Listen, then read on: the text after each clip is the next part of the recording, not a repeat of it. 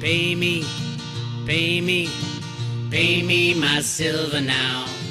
Pay me or go to jail. Pay me my silver now. RoadRunner.com with your morning horn of Z's, your sip of chaga coffee. Today is Sunday, July 9th.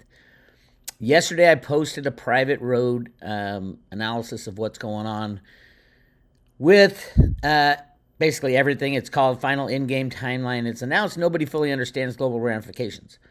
I talk about the BRICS talk of going on to a, quote, gold-backed currency. And I go into pretty deep analysis of what I think it means on the Road to Ruta side and where that's going. Go check it out on the private road at Road to Ruta. Here's basically what's happening as far as what you'll hear in the media going forward. And actually, this is a pretty good write-up about it from, believe it or not, Kitco. Yes, I am not a fan of Kitco. They are not pro gold and silver. I've been calling them out for a very long time on their metals lending programs and all that bullshit. And I'm just not a fan. I never have been from the beginnings. And they're not really open. They're very... it's like Kitco and Jeffrey Christian's CPM group I put on the same level. Anyway, but it's a great article. Of course, it doesn't get fully understand that gold is rigged. The price of gold is rigged every day in every trade. Yes, it shouldn't be, $1,900 or whatever it is right now. Silver's rigged more, but gold is still absolutely 100% rigged. It doesn't matter if they announce a gold standard or anything. What matters is whether or not the people who rig the price of gold and silver decide it's time to end the rigging. And from all areas of things that I look at on the COMEX, that's exactly what's happening. They're taking massive deliveries of gold. All the large banks are taking all the gold out of the market.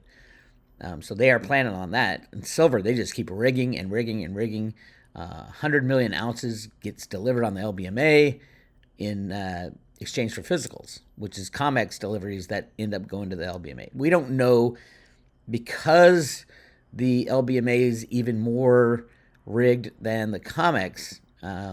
We don't really know what's going on there. So when they say they have all these, I don't remember the final count, but it was like 100 million in 100 million ounces, 100 billion ounces delivered every year. It's ridiculous. I mean, the whole thing is ridiculous. But this is interesting.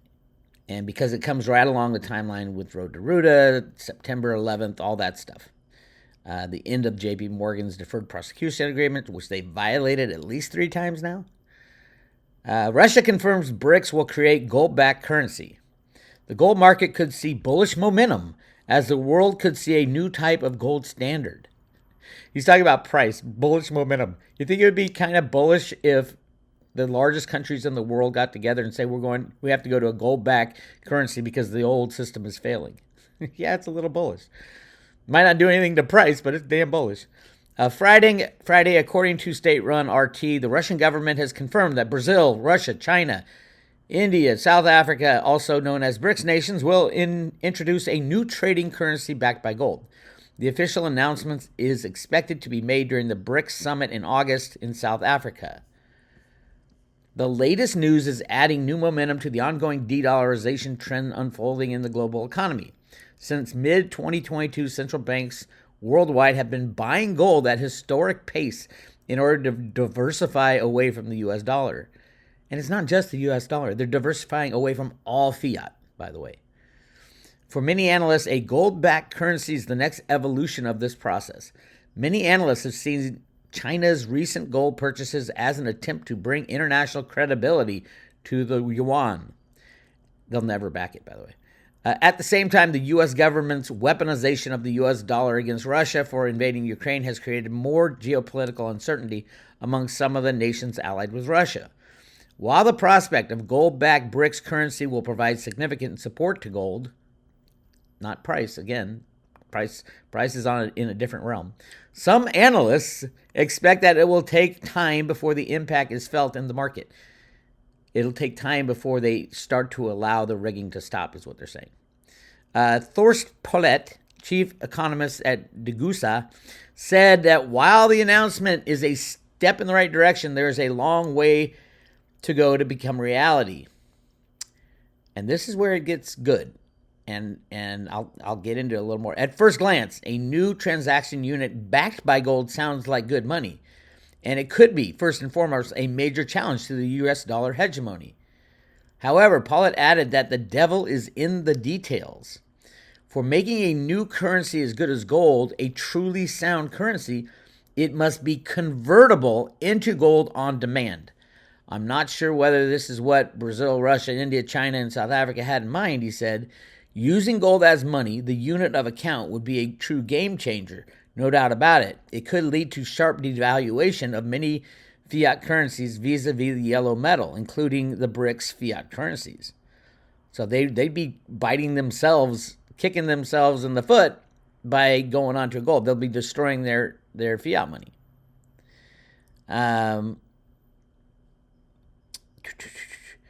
not sure if that's what they want to achieve. Pollett added that another option would be for BRICS nations to create a new bank for financing foreign trade that would require holding gold as capital.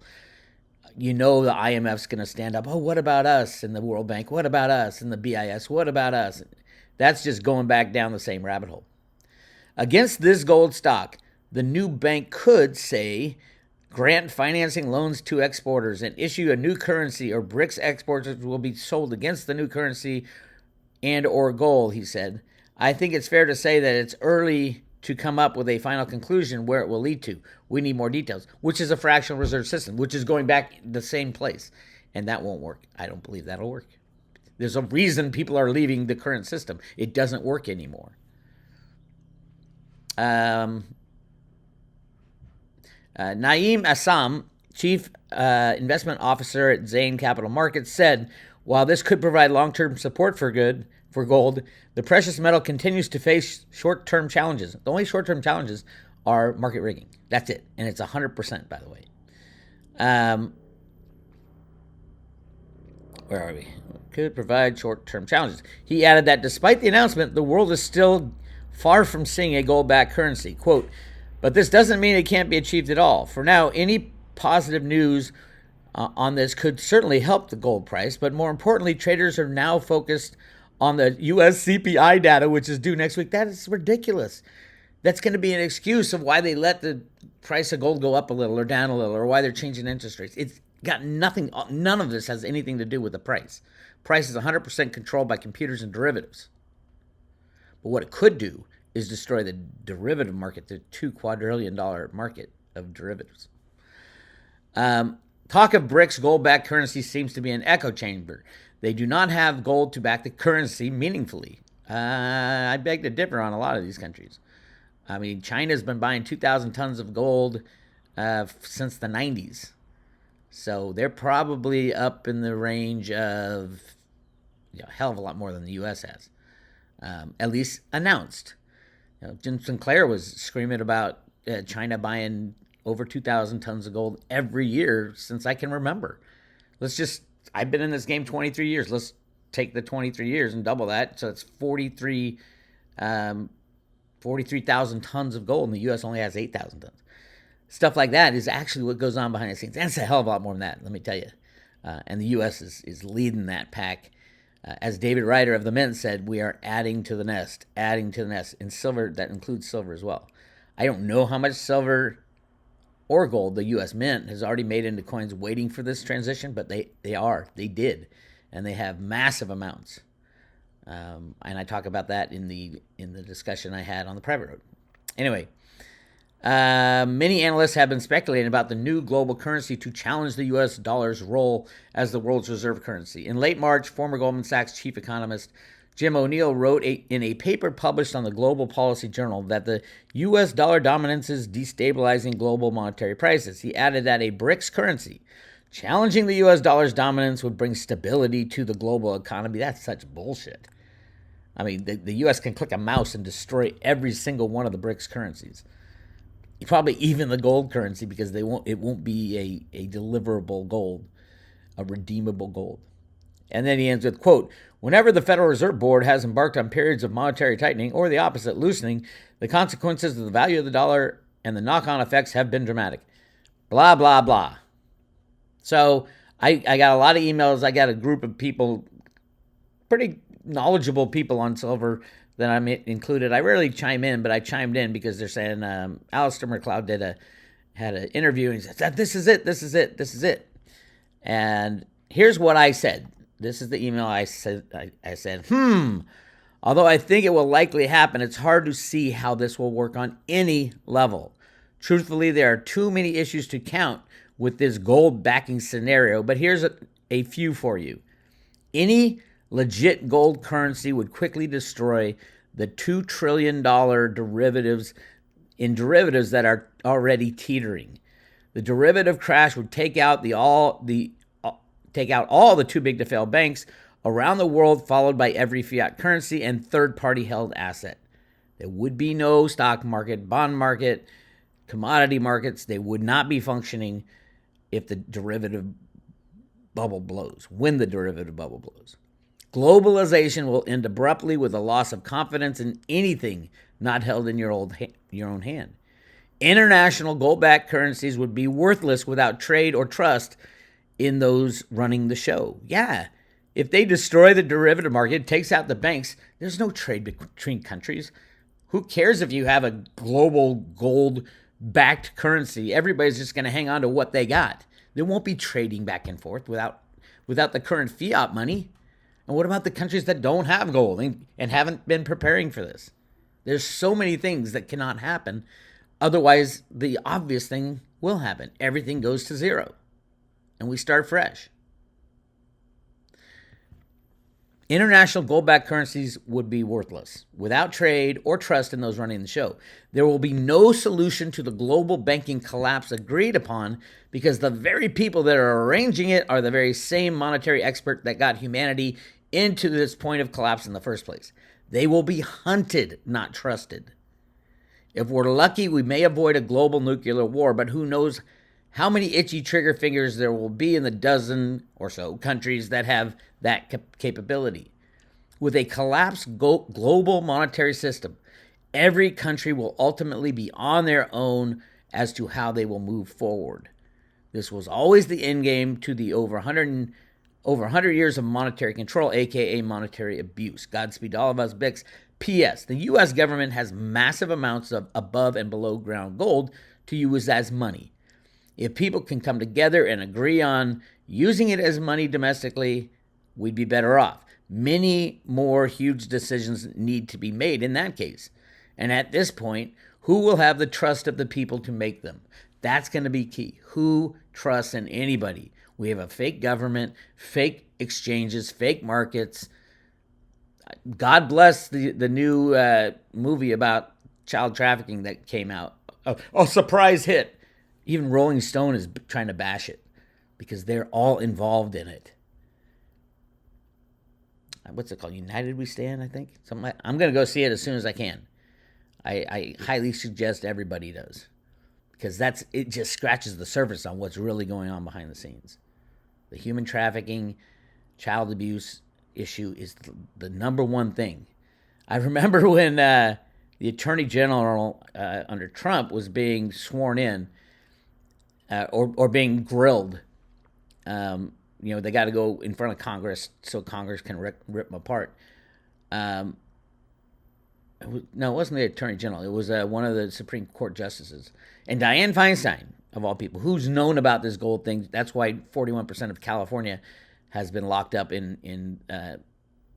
owned by the U.S. government because it's all gold country down there, down south. But the first question she asked, and it was the first out of the entire questioning, it could have been Kavanaugh. But the first question asked was, what are you going to do about the number one problem in the United States, child trafficking? And at the time, I was like, what are you talking about? Child trafficking, the number one problem? We have so many problems. What about all the guns? What about blah, blah, blah? No, it is the number one because nobody was talking about it. And then whoever it was, I think it was Kavanaugh, came back and said, yes, I know it's the number one. They know what controls politicians. The whole Jeffrey Epstein thing was just scratching the surface. It goes so much deeper and so much darker and so much deeper into our government. People. Yeah, so everything will fall apart. I do think in the United States there's been a plan for over 100 years now, 110 years we're working on, to go back to a gold and silver standard, because it doesn't take any deciders. It wouldn't take anybody. We have a constitution that says gold and silver are our money. The mere fact that the Congress gave up that responsibility to coin the money of the United States doesn't mean that the law is null and void. Federal Reserve notes are just that, Federal Reserve notes. They're IOUs from an entity, a really dark and evil entity, can be. But remember, all the Road to Ruta documents that I've been diving into to see the good guys and all that, those come from the Fed Boston. So there's so much more going on, so many layers, but I do believe everybody's preparing for the time, and the time is now, this year. We will find out what happens to silver. This is the funny thing. Here's a silver chart since 1802. See these two peaks? I mean, these were day closes. In 1980, it didn't close at $50. It hit it intraday and then fell back down. And I think it came up to like $49 in 2011. These things are going to see a rocket. You're going to see a spike like you would not believe. As you can tell, when did it start going up? In the pre-65. Pre-65, silver was fixed. That's what people don't understand also about all this gold in the Grand Canyon and all throughout the United States. Back in 1900, when they found this gold, they fixed the price of gold at $20. And $20 was about, unless it's a really, really, really good gold mine, it was not a profitable amount of dollar value. Now, dollars were redeemable in gold. So it gets really weird. What do you buy silver with? You bought it with gold. You basically swapped gold for silver back in the early days, because we had a gold-backed currency from 1900 onwards. And because the U.S., the banksters set the price of gold so low, very little new gold was brought into the market.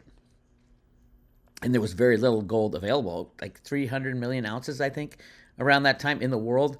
And then they find billions and billions of ounces in the Grand Canyon, in the banks of the Colorado River. I think there's more, and I get into that in my discussion. But just the stuff that was announced, billions of ounces of placer gold in the Grand Canyon, the Colorado River, all up and down the Colorado River. It's still there. It hasn't moved. It's just that the price of gold, now it's in national wildlife preserves and national parks and shit like that. And that's the way the U.S. has been able to stop the production of gold, especially domestically. We don't want to. As long as the world is going to use unbacked fiat money, we'll print as much of that as possible and save all our riches until they don't accept it anymore. And that's been the plan, and that is the plan. Now we're seeing why the world doesn't accept it anymore, so we're going to see a huge stop. Now, what could it be that could actually, when the system falls apart, the banks collapse, no stock markets, no bond market, chaos hits, what could unite the country? Politically, I don't think much, but there is talk of this. Unstoppable duo, the prospect of an unlikely Trump RFK ticket remains a hot topic. The Democrats hate RFK, they hate Trump, and they hate RFK. The leftists hate him. On the right side, everybody loves Trump, but the Republican Party is trying to tell everybody, no, Trump's not a good guy. He's terrible. Trump was great. What he did that we don't know about, especially the child trafficking, we don't know about it. But from everything I've studied, yeah, he put a huge dent into their machine, and that's why they're so angry at him, at Trump. RFK is kind of the same way. Now, RFK is risking his life, obviously. Trump risked his life as well. I've heard they've tried to take him out many times already. And they might have. I don't know. But can you imagine see, here's the other thing. When Trump first started running, I came up with the thing. I even made bumper stickers. Said, why don't you have, and Trump was not running, he wasn't really a Republican, and you had Bernie Sanders, who wasn't really a Democrat. I said, what if they put Bernie Sanders and Trump together? You have an extreme leftist and an extreme right. Nobody liked my idea. It probably wouldn't have worked. But this will probably work. RFK is an amazing guy. And just listen to him talk, and he explains, especially the jab and autism and all the things that they are hiding from us. They know what they're doing to our kids when they pump them through with all these vaccines when you're born. It's a baby, for Christ's sake. You're pumping all this shit into their bodies? Mercury? Are you kidding me? So, anyway, yeah, really interesting times. See, here's the other thing. We haven't been this close before, but you think, oh, there's no way they can get out of this one.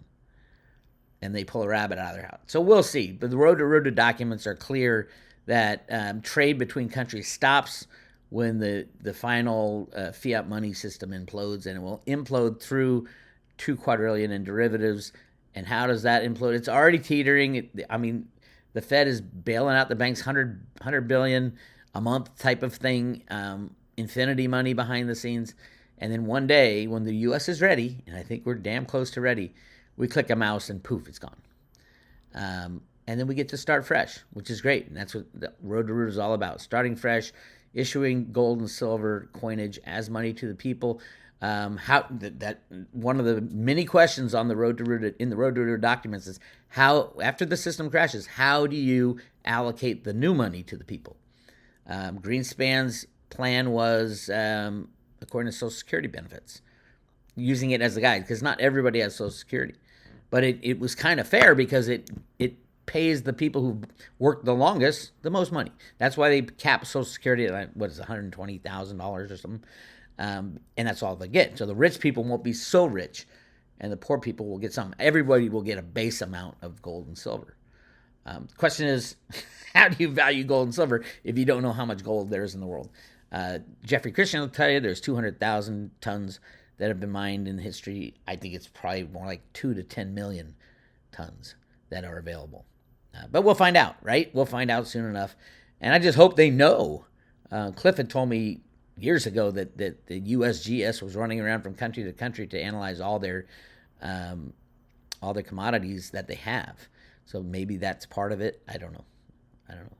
But whatever it is that's coming, it's been long in the works, long in the making.